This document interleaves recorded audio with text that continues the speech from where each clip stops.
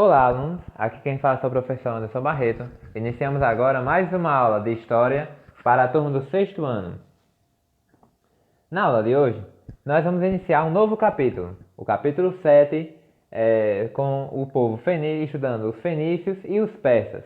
Na aula de hoje, nós vamos estudar uma parte do capítulo, que é sobre os fenícios, que eram chamados povos comerciantes. Nós vamos entender como era esse povo, quais eram os seus costumes, quais foram os benefícios que essa cultura trouxe para o mundo ocidental e entender as relações comerciais que esse povo tinha com outros povos que existiam ali no Mediterrâneo. Bom, começando pela origem e a localização geográfica dos fenícios, a Fenícia é uma região localizada no Oriente Médio que tinha sua costa voltada para o mar Mediterrâneo. Se a gente pegar o mapa, certo? Ali do mar Mediterrâneo, a Fenícia ela ficava um pouco acima de onde ficava Israel. A gente estudou o estado de Israel, com os hebreus, no capítulo passado, e a Fenícia então ela ficava um pouco acima, com a sua costa voltada para o mar Mediterrâneo, ou seja, a Fenícia era banhada pelo mar Mediterrâneo, e por causa disso, se entende que eles buscaram, construir um comércio marítimo muito forte que eles produziam, já que a região onde eles moravam era uma região seca, que não tinha como produzir muitos alimentos, e aí eles dependiam do mar, para ter o sustento, para conseguir outros alimentos através do comércio e, assim, desenvolver suas cidades. Os fenícios foram chamados também de povos do mar, por conta dessa ligação com o mar, com o comércio marítimo. Eles faziam comércio por barcos, faziam comércio com a China, com a região da Grécia, com a região do Egito, com o próprio Estado de Israel. E com isso eles foram vagando, e tendo contato com outros povos que viviam ali perto do mar Mediterrâneo. Por conta disso eles eram chamados de povos do mar.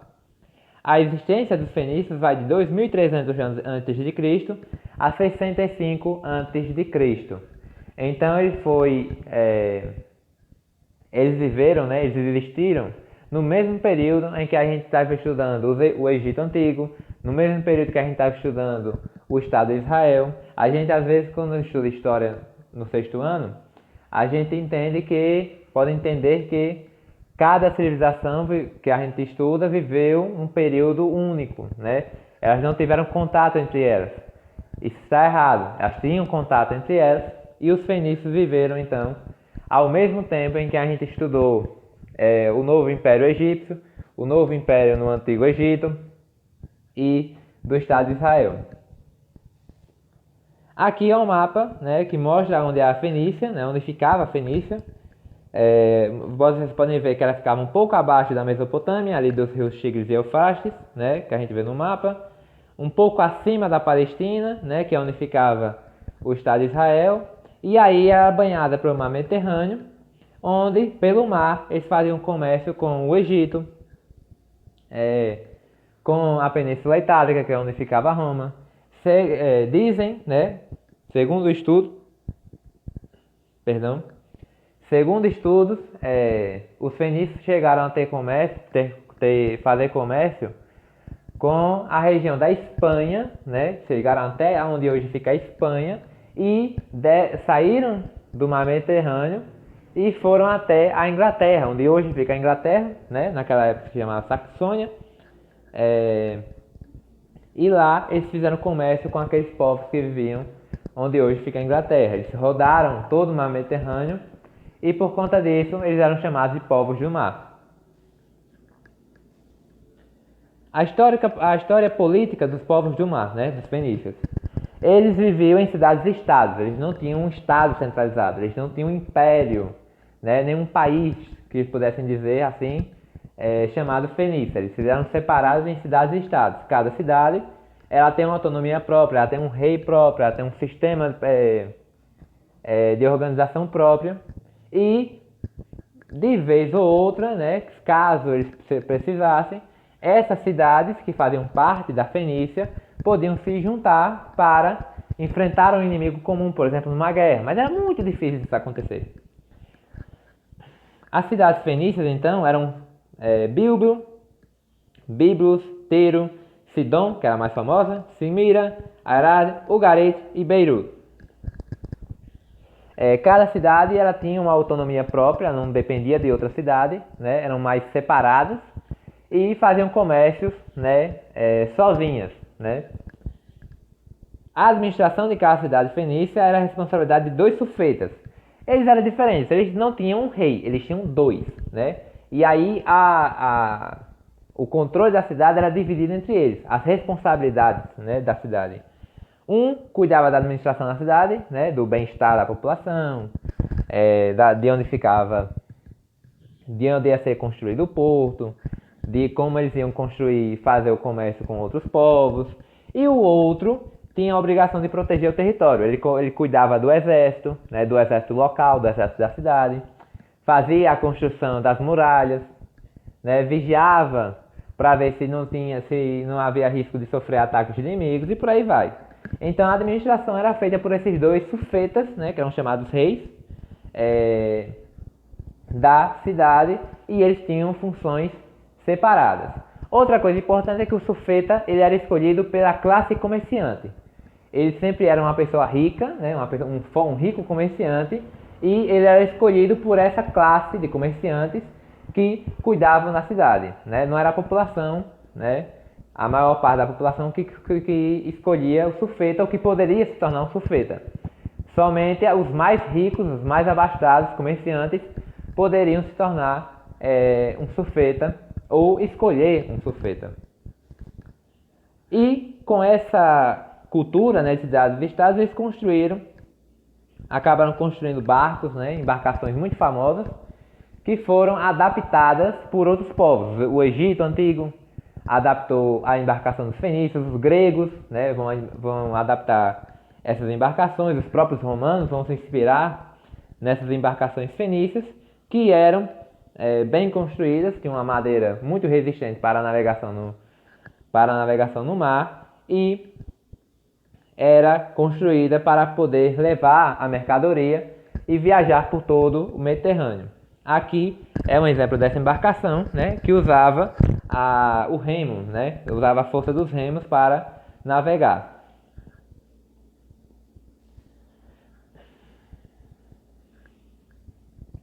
A força do comércio fenício, então, né, era praticamente a única fonte de renda que eles tinham naquela região. A região onde eles moravam não era rica, não tinha um terreno fértil para a agricultura, né, para uma agricultura de alimentos. Então eles precisavam do comércio para trocar esses alimentos. É dito que no início eles apenas faziam comércio com outros povos, trocando alimentos, né? Você me dá uma coisa, eu dou outra e pronto. Com o tempo, né, é que esse comércio ele foi evoluindo, e aí nós tivemos o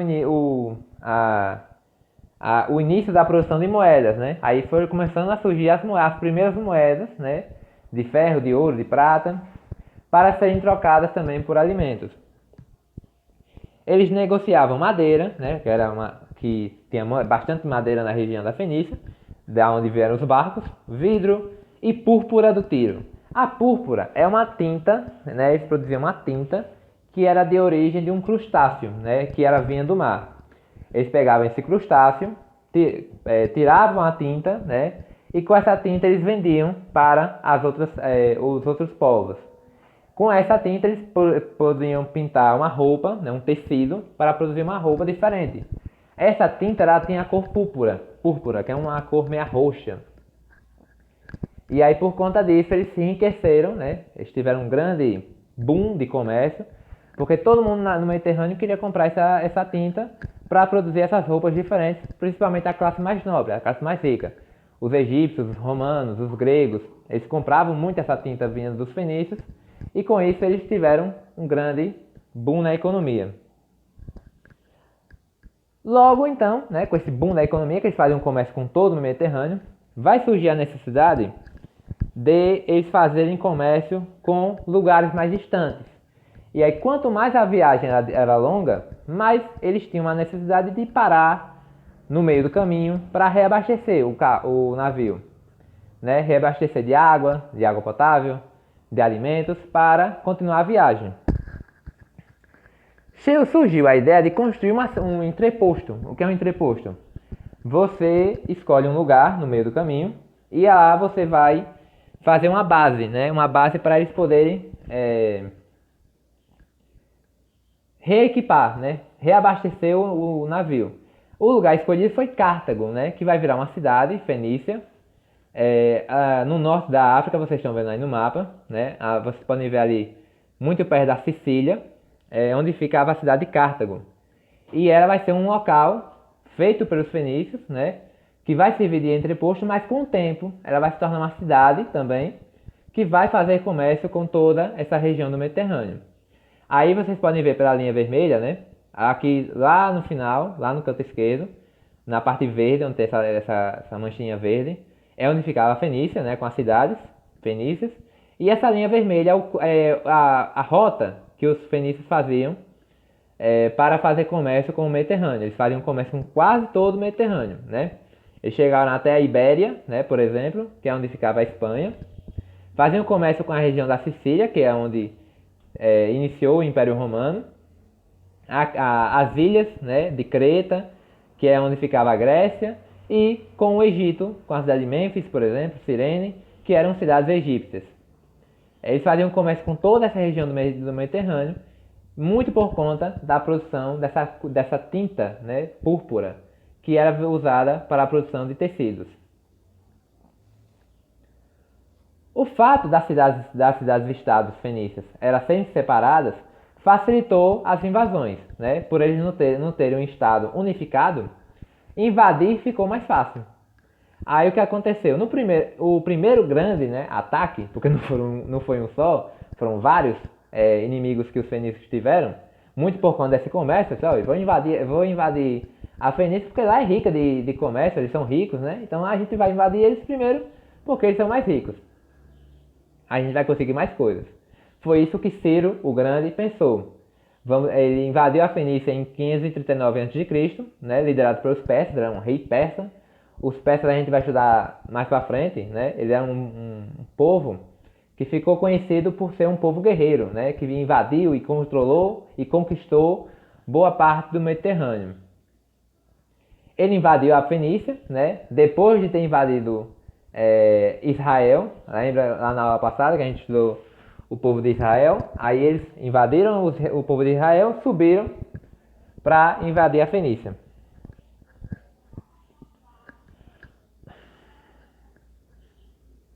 Aí, com essa autonomia, né, com a invasão dos persas, eles acabaram derrotando as cidades, por elas estarem separadas. Foi fácil eles invadirem e conquistarem o local. E aí muitos fenícios então fugiram das cidades para Cartago, né? Eles, não vou ficar aqui esperando Ciro chegar, vou fugir para a cidade de Cartago, e lá eles construíram uma cidade, né, também de comerciantes, que vai se tornar uma das cidades mais importantes, né, e mais ricas do Mediterrâneo, de origem fenícia. Aqui é uma imagem, né, dessa batalha de persas e fenícios, onde os persas estão do outro lado, né, tentando invadir a muralha de uma cidade fenícia. E aí esses cercos que eles faziam, né, podiam demorar meses, anos, e com isso eles acabavam conquistando a cidade, ou por desistência, né, às vezes as cidades acabavam desistindo, se rendendo, ou eles acabavam conseguiam invadir a cidade, ultrapassando as muralhas.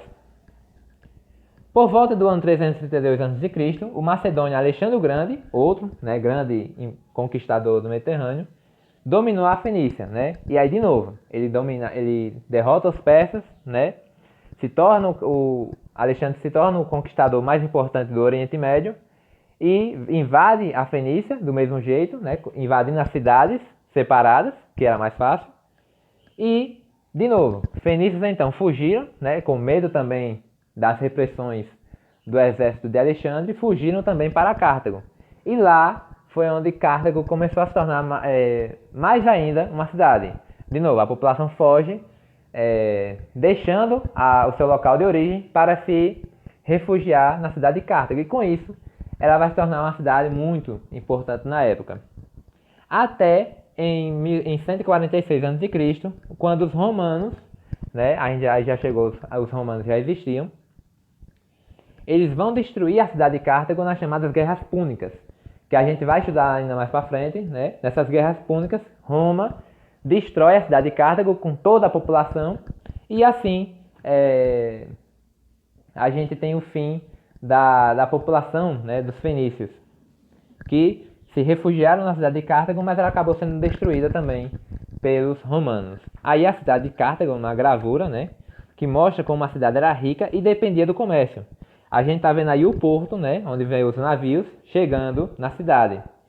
Roma vai destruir essa cidade por conta que era uma cidade rica, né, que tinha um controle do Mediterrâneo.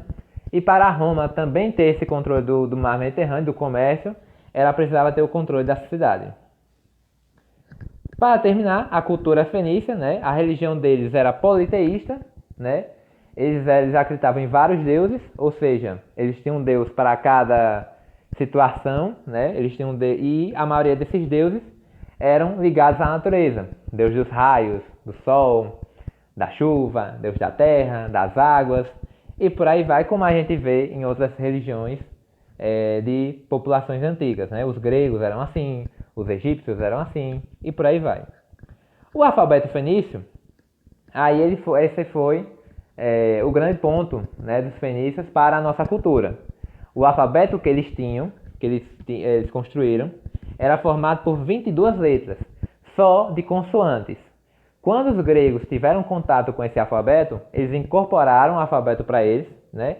Eles começaram a usar esse alfabeto, colocaram no alfabeto também as vogais, que não tinham, e depois os romanos vão usar esse alfabeto, vão transformar no alfabeto latino, e esse alfabeto latino dos romanos vai chegar para nós, no Ocidente, como o alfabeto que usamos hoje em dia, né? Então, o alfabeto que usamos hoje em dia, ele pode ser entendido como o alfabeto fenício, é o precursor, né? É o alfabeto que iniciou o alfabeto que usamos hoje em dia. Aqui, nessa gravura, vocês podem ver duas placas, né, de pedra, onde estão talhadas esse alfabeto fenício. Eles só tinham consoantes, né, e com o tempo, né, com as várias incorporações que outros povos fizeram nesse alfabeto, né, os romanos, os gregos, com o tempo, esse alfabeto se tornou o alfabeto que usamos hoje. Outro ponto importante sobre o alfabeto é o seguinte: ele foi construído para o comércio, né? Eles precisavam ter alguma forma de organizar o sistema de vendas, né? O que estava vendendo, o que estava comprando, e aí eles organizaram esse alfabeto de consoantes para ajudar a eles controlarem as vendas, né? Na Fenícia. E por conta disso, o alfabeto foi construído e, com o tempo, ele foi se transformando no alfabeto que usamos hoje. Bom, alunos, essa é a aula de hoje sobre os fenícios. Até a próxima aula.